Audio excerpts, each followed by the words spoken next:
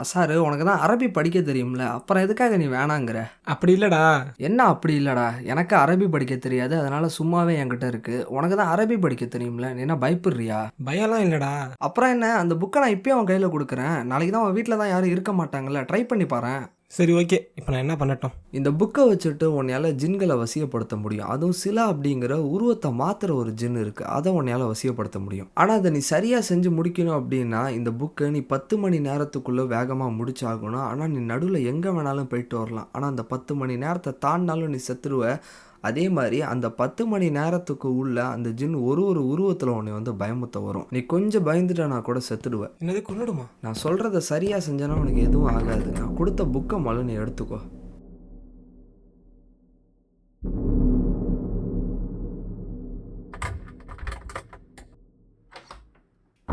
அடுத்து ஒரு இருட்டான ரூம்ல 2 மெழுகுவர்த்தி ஏத்தி வச்சுக்கணும். மறக்காம அந்த ரூம் கதவு, ஜன்னல் இது எல்லாமே சாத்தி இருக்கணும். வெறும் மெழுகுவர்த்தியோட வெளிச்சம் மட்டும் நமக்கு தேவைப்படாது. சிகப்பு கலர் இன்னொன்னு ஒரு வெளிச்சமும் உனக்கு தேவை.